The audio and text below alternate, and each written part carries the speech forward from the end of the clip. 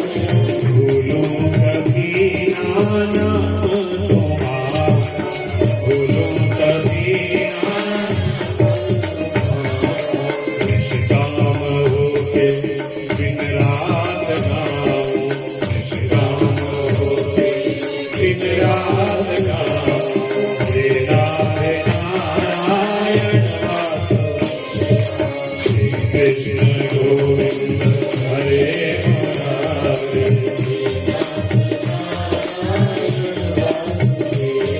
श्री कृष्ण गोविंद हरे मुरारे,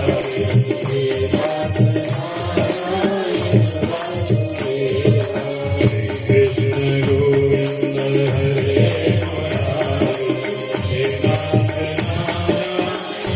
वासुदेवा, हे नाथ नारायण वासुदेवा, हे नाथ नारायण वासुदेवा। बोली बांके बिहारी लाल की, श्रीमद् भागवत महापुराण की। अब जब कर्दम और देवभूति ने नारायण की आराधना की, नारायण ने कह दिया महाराज मेरे जैसा कोई नहीं, पर चलो कोई बात नहीं, मैं तुम्हें वरदान देता हूँ, मैं स्वयं जो है आपके घर में पुत्र बनकर के आऊंगा। नारायण की कृपा हुई, समय आया और आज कर्दम और देवभूति के यहाँ सुंदर सुडोला सा बालक उत्पन्न हुआ। बोलिए कपिल भगवान की। अब जैसे ये बालक थोड़ा सा बड़ा हुआ और कर्दम महाराज जी कहे देखो देवभूति अब मुझे आज्ञा दो, मैं तो प्रभु का भजन करने के लिए चला। देखो कथा के माध्यम से वेद व्यास जी हम लोगों को भी निर्देश देते हैं कि जब भी 50 के बाद 51 में जब लगो ना 51 है ना, तो क्या करना चाहिए। बोली बांके बिहारी लाल के 51 में जब लगो, 51 अर्थात वन की ओर पलायन करना शुरू कर देना चाहिए। मतलब ये नहीं कि घर बार छोड़ के कहीं नीचे बैठ जाओ।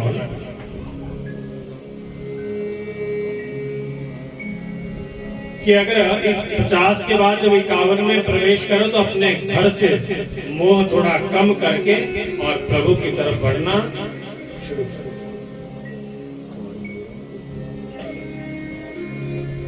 कर्दम महाराज जी ने भी आज क्या किया कि देवभूति मुझे अनुमति दो, और यहाँ कर्दम महाराज जी तप करने के लिए चले गए। और एक दिन यहाँ माता देवभूति ने क्या किया कि सुंदर सा आसन लगाया, उस आसन पर अपने पुत्र को बिठाया और आज पूछ रही कि महाराज देखो मेरे कुछ प्रश्न है, मैं जानना चाहता हूँ। आज कपिल भगवान करे माँ पूछो, क्या पूछना चाहते हैं।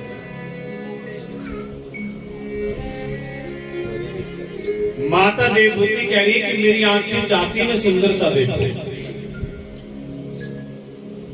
मेरे कान चाहते मैं कुछ सुंदर सा सुनूं, मेरी जीवा चाहती है मैं कुछ सुंदर सा खाऊं। ये मेरी जो इंद्रियां है ना, ये मुझे अपनी अपनी ओर खींचती है।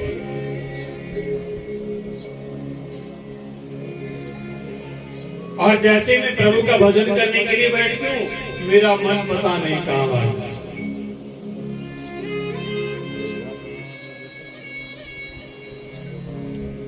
कपिल भगवान कहे मां एक बात तो, सबसे बड़ा दुर्भाग्य तो तेरा ये है कि जिसे इतना तपस्वी संत पति मिला लेकिन उससे भी कुछ ग्रहण नहीं कर पाए।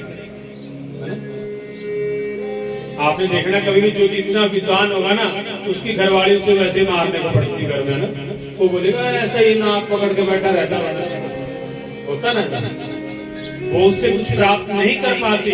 घर का जोगी जोगड़ा, बाहर का जोगी। आज कपिल भगवान कह रहे हैं कि माँ तेरा सबसे बड़ा दुर्भाग्य है कि इतना तपस्वी संत तुझे पति रूप में मिला पर तू कुछ भी उससे पा नहीं सकती। और आज तू कह रही कि मेरा ये सारी इंद्रियां मुझे अपनी अपनी ओर खींचती है। अरे सत्संग में जाकर के क्या होता है? ज्ञान होगा। ज्ञान जब होगा तो वैराग्य जागृत होगा। और ये ज्ञान कब होता है? मैंने एक दिन भी आपसे बात कही थी ना कि अगर किसी माँ जिसकी कन्या जो कहीं दूर उससे ब्याही गई हो, या वो माँ जिसका बेटा कहीं दूर फौज में रहता हो, वो माँ अपने घर का कार्य अगर कर रही है और कोई अजीब अजनबी कोई आदमी अगर आकर के कह दे, माता तेरी कन्या हमें मिली थी, तेरा बेटा हमें मिला था, वो माँ अपने घर का कितना भी जरूरी कार्य कर रही होगी, सारा कुछ छोड़ करके उसके पास बैठ जाएगी। उसे जानती नहीं। क्यों बैठे? क्योंकि वो माँ अपने पुत्र से, अपनी पुत्री से जो है वो प्रेम करती है। आज कपिल भगवान कह रहे, माँ जाने बिना ना होए परतीति, बिना परतीति न होए प्रीति। सिया राम जय जय राम।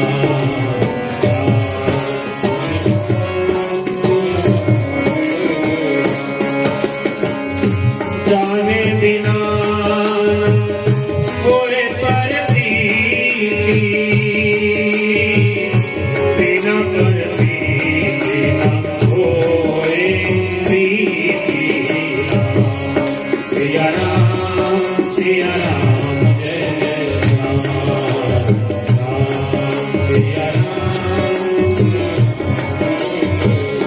मेरे प्रभु राम जय जय राम,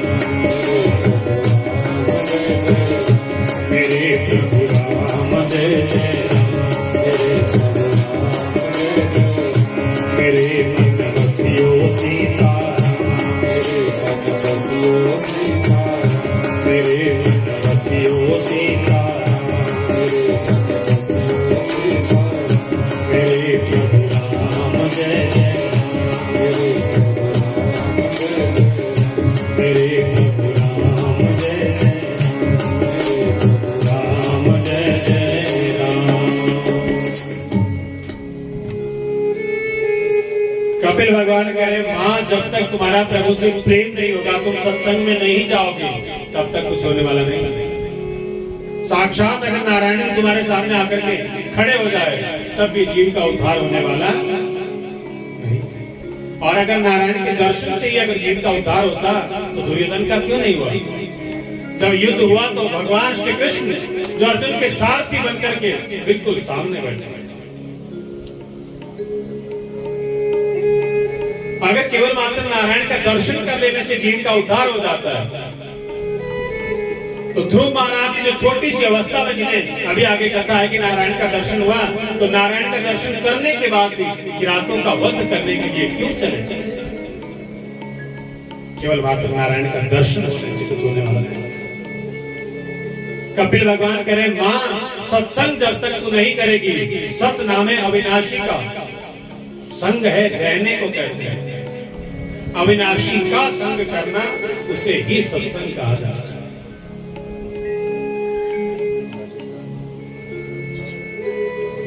और मां, जब तक तुम्हारा प्रेम प्रभु से नहीं होगा, तब तक जो है तुम्हारा मन कभी भी भक्ति में नहीं लग सकता। अपनी अपनी ओर जो है ये सारी इंद्रियां हमें खींच अहम सर्वेषु भूतेषु भूतात्मा अवस्थितः सदा तम अवज्ञाय मां मर्तये कुरुते अर्चा विलंबनम। पहली बात तो ये है कि हम लोग मंदिर में जाते ना, मंदिर में है ना, हम लोग मंदिर में तो चले जाते हैं, पर हम ये देखते कि मूर्ति कितनी सुंदर है यहाँ पे। क्या कभी ये भाव आया कि माता कितनी सुंदर है यहाँ?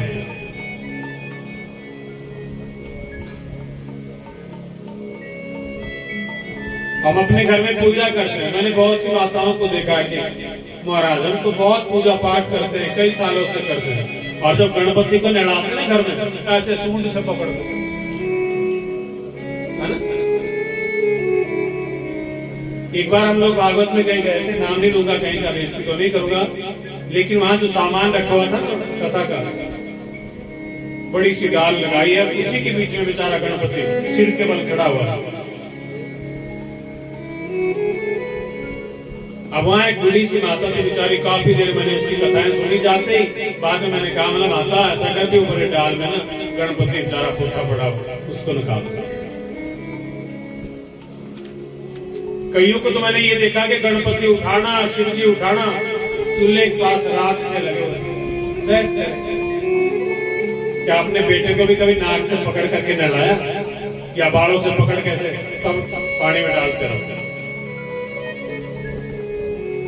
पूजा तो हम करते हैं लेकिन भाव नहीं।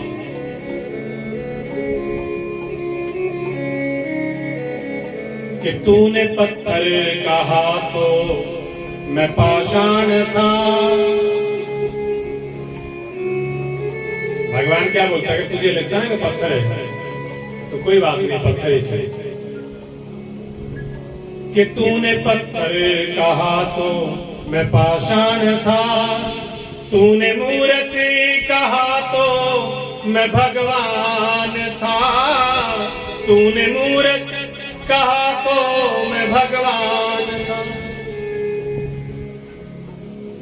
अगर तुझे ये लगता है ना कि पत्थर है तो मैं पत्थर हूं, और अगर तुझे ये लगता है कि माता की मूर्ति है, ये भगवान की मूर्ति है, तो मैं भगवान हूं।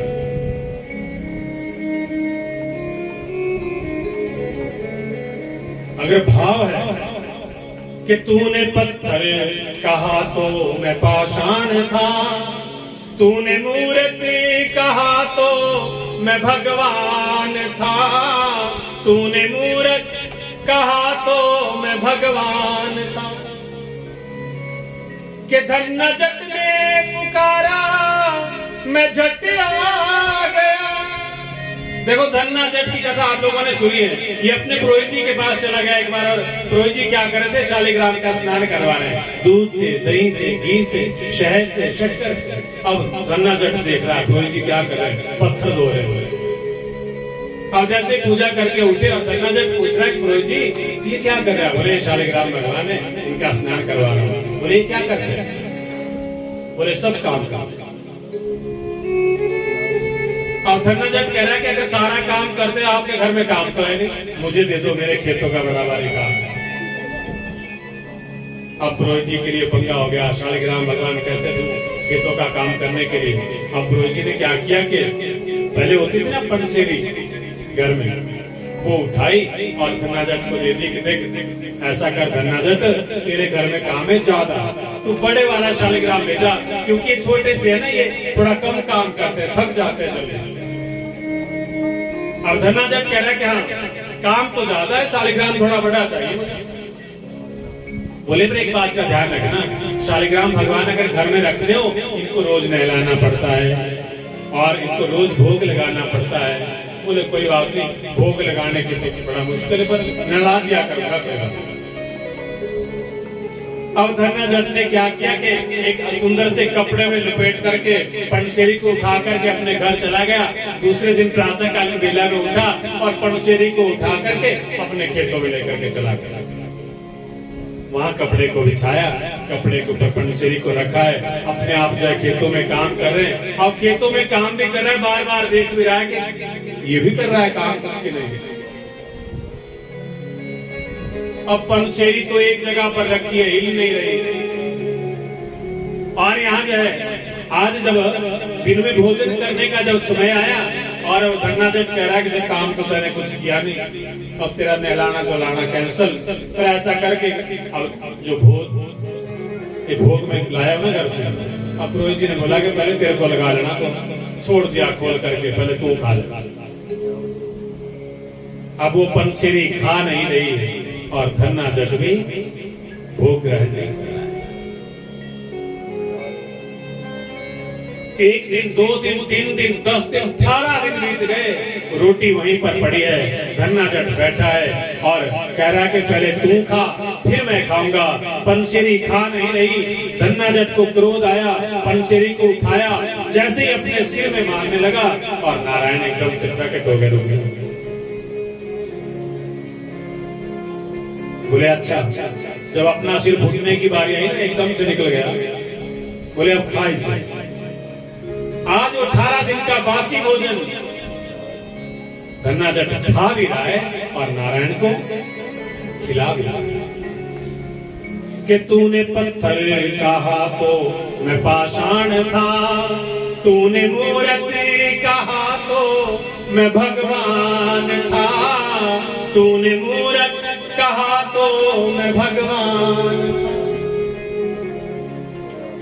के धन्ना जट ने पुकारा मैं झट आ गया,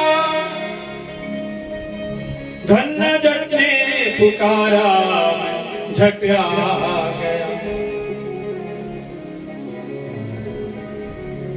उतरे सागर में जो उसको मोती मिले, खोज की जिसने मेरी मुझे पा गया कि नुक्ता चीशन का वादी को मैं ना मिला।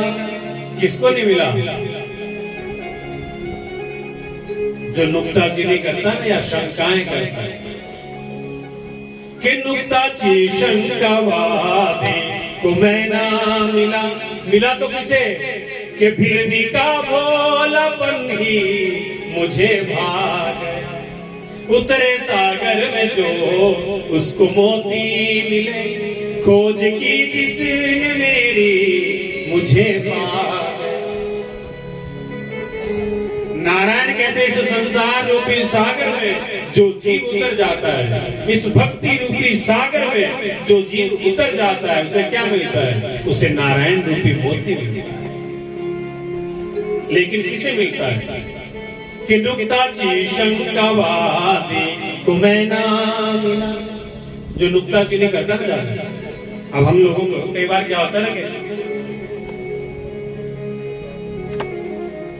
कई बार कथा में लोगों के बड़े प्रश्न होते, बोले महाराज सुदामा के पिताजी का क्या नाम है? और उनको अगर ये पूछो ना कि तुम लोगों का गोत्र क्या है, दादा परदादा का क्या नाम, वो नहीं पता। सुदामा के नाम, पिता के नाम के चक्कर में फंसे रहते हैं।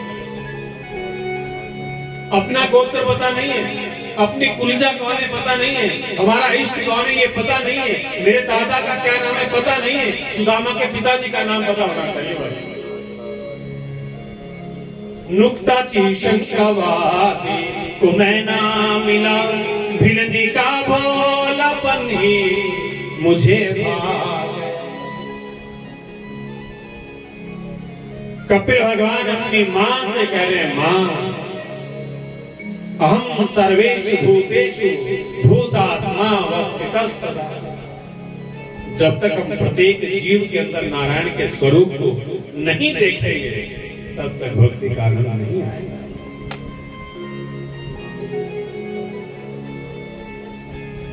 तुलसीदास जी रामायण में बड़ा सुंदर वर्णन करते हैं, बड़ी सुंदर चौपाई लिखते हैं।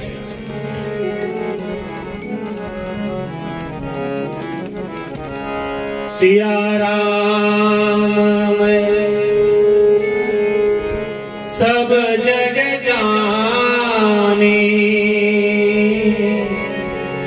करहु प्रणाम जोरी जुग पानी।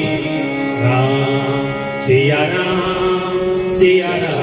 जय जय राम।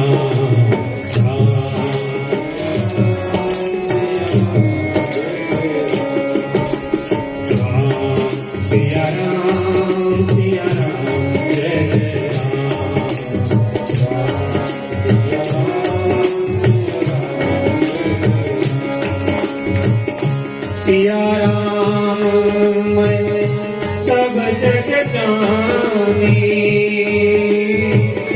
करहु प्रणाम जोरी जुग पानी।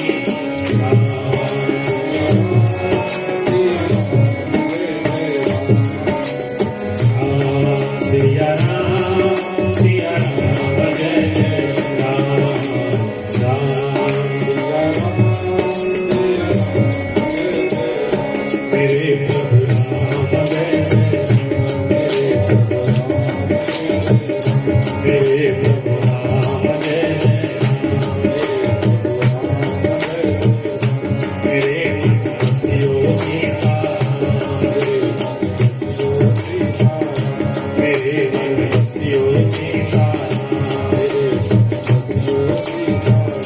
मेरे प्रभु राम जय जय, मेरे प्रभु राम जय जय राम। कपिल भगवान कहते हैं मां प्रत्येक जीव के अंदर जो है नारायण के स्वरूप को देखना चाहिए, क्योंकि जीव जब पाप कर्म करता है तो क्या होता है, पुनरपि जन्मम पुनरपि मरणम पुनरपि जननी जठरे। बार बार जब पाप कर्म करेगा तो नरक की यातना को भोगेगा। गर्भवासम समम दुखम न भूतो न भविष्यति, और पुनः आकर के माता के गर्भ में गिर जाता है।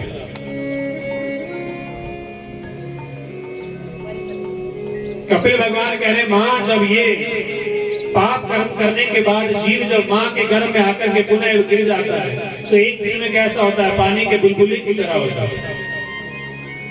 एक महीने में जो है मांसपिंड का जो ये ढेला होता है इससे सिर का निर्माण होना प्रारंभ होता है। 3 महीने में ये पूरा जीव तैयार होकर के बड़ा होना शुरू हो जाता है। माता देवभूति कह रही कि महाराज इसका मतलब तो ये कि जब बच्चा पेट में होता है ना मां बड़ा सुखी होता है। बोले ना ना ना,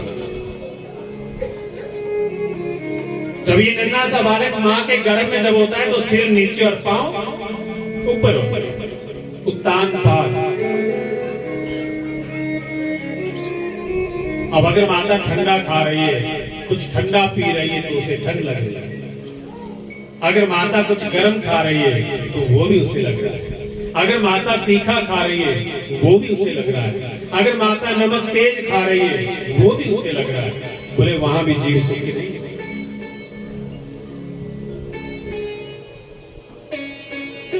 बोले जब बालक पैदा हो जाता है और छोटा सा होता है ना वहां सुखी होता है।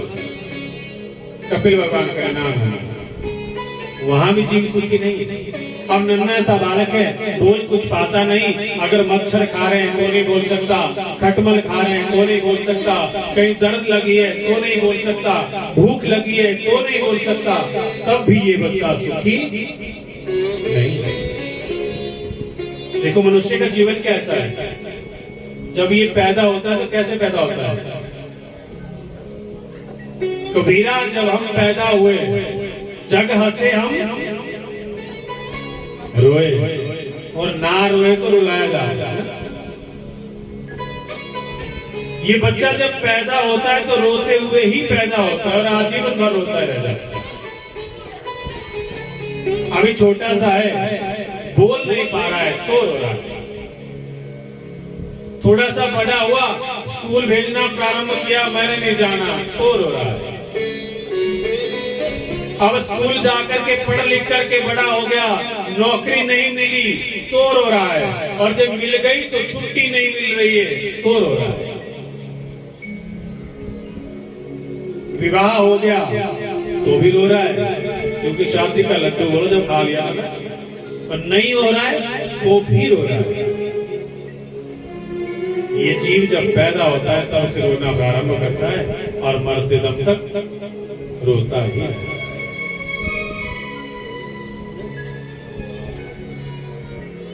कपिल भगवान कह रहे मां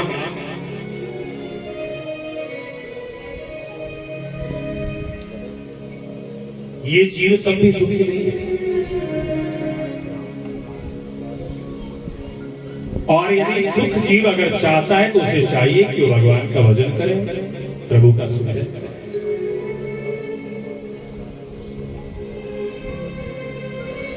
हमारी पहले दिन की कथा में भी बात हुई थी कि आज का जीव कोई भी ऐसा नहीं जो छाती ठोक करके कहे मैं सुखी हूं, क्योंकि हमारे शास्त्र कहते कि हमें अपना दिमाग और दूसरे का धन ज्यादा दिखता है, और जब ये ज्यादा दिखता है तो होता क्या है कि अगर अपनी टांग टूट जाए भले दुख नहीं होगा, पर पड़ोसी अगर ज्यादा कमाने लग गया तो बड़ा दुख। आज का जीव इसी चीज से ज्यादा दुखी है। और एक कवि ने बड़े सुंदर उक्ति कही है कि दीन कहे धनवान दुखी, दीन कहे धनवान सुखी, धनवान कहे सुख राजा को बारे। अब जो छोटा सा गरीब आदमी ना बेचारा को, तो थोड़ा अपने से बड़े लोगों को ये सुखी है, ठीक है, वही करेगा। और उन थोड़े से बड़े लेवल वाले अगर लोगों को पूछा जाए तो वो क्या कहते हैं कि राजा कहे महाराज सुखी, महाराज कहे सुखिंदर को बारे। अब जो बड़े बड़े पद पे भी बैठे हो ना, चाहे लाल बत्ती लगी होगी, उनको भी अगर पूछो तो बोले ना मजे तो जो हमारे से ऊपर है ना उनके ज्यादा है। राजा कहे महाराज सुखी, महाराज कहे सुखिंदर को बारी। बोले ना ना, सुखी तो इंद्र भगवान है, बस बैठा हुआ अपने आसन पर। और जब इंद्र महाराज जी को पूछा गया कि इंद्र कहे चतुरानन को सुख, इंद्र कहे सुखी तो ब्रह्मा जी, मैं क्या कर सके, हर कोई लगा रहता है तप करने और मेरे आसन को छीन लेता है। बोले सुख तो विष्णु ब्रह्मा जी को है, चुपचाप फूल के ऊपर बैठे हुए। इंद्र कहे सुख चतुरानन को और ब्रह्मा कहे सुख विष्णु को भारी। और जब ब्रह्मा जी को पूछा गया वो कहते ना ना, सुखी तो विष्णु भगवान है, चुपचाप अपने जो शेष शैया पर पड़े हुए हैं। लेकिन तुलसीदास जी क्या कहते हैं कि तुलसीदास विचार कहे हरि भजन बिना सब जीव दुखारे। कल भी हमारी बात हुई थी कि विपदो नैव विपदा संपदो नैव संपदा, विपदा नारायण विस्मृति संपदा नारायण स्मृति। जिसे प्रभु का सुमिरन करना भूल गया, समझ लो उससे बड़ी आपत्ति और कोई नहीं हो सकती। मैंने कहा ना कि भगवान आप कितने पढ़े लिखे हैं, आपके पास कितना पैसा है, कुछ नहीं देखते। देखो कपिल भगवान भी यहाँ पर यही बात कह रहे हैं कि एक भगत शीघ्राति शीघ्र जो है भगवान को प्राप्त कर सकता है, और एक जितना ज्यादा पढ़ा लिखा जितना मर्जी विद्वान होगा वो भक्ति नहीं कर पाएगा। क्योंकि भक्ति क्यों नहीं कर पाएगा? क्योंकि वो विभक्ति के चक्कर में फंसा रहेगा, और जब विभक्ति के चक्कर में फंसा रहेगा तो भक्ति को नहीं कर पाएगा। कपिल भगवान कह रहे कि एक साधारण व्यक्ति क्या कहता है कि ओम विष्णु नमः विष्णुवे नमः या विष्णुआय नमः विष्णुआय नमः, कुछ ना कुछ बोलता रहेगा। लेकिन एक विद्वान जो उसमें खोट निकालेगा कि अरे विष्णुआय नमः नहीं, यहाँ तो विष्णुवे नमः होना चाहिए, वो इसी चक्कर में फंसा रहेगा, भक्ति नहीं कर पाएगा। एक बार की बात है कि गुरु महाराज जी जा रहे हैं, गुरु महाराज जी के साथ कुछ शिष्य लोग जा रहे हैं। और जब शिष्यों के साथ गुरु महाराज जी चले, एक मंदिर रास्ते में मिला और मंदिर में एक भक्त बेचारा गीता जी का पाठ कर रहा है बड़ी जोर जोर से। और जब रास्ते से गुरु महाराज जी जा रहे हैं, कुछ शिष्य साथ जा रहे हैं, और उन नन्हे नन्हे शिष्यों ने कह दिया गुरु महाराज एक बात देखो, मंदिर में कोई गीता जी का पाठ कर रहा है और गलत पढ़ रहा है। गुरु महाराज जी कह रहे बेटा ऐसा करो, तुम अपने रास्ते से चले रहो, ये जो पढ़ रहा है ये ठीक पढ़ रहा है, वो नहीं माने, आप चलो, आप चल करके बोलो ये गीता को गलत पढ़ रहा है।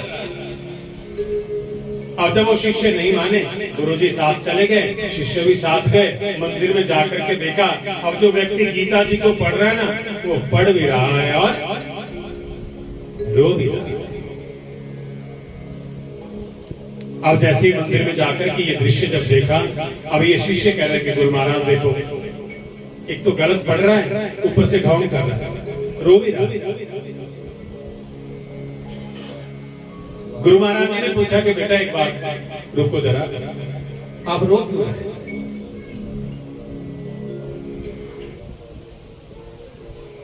गीता को पढ़ रहे हैं बहुत अच्छी बात है, पर रो क्यों रहे?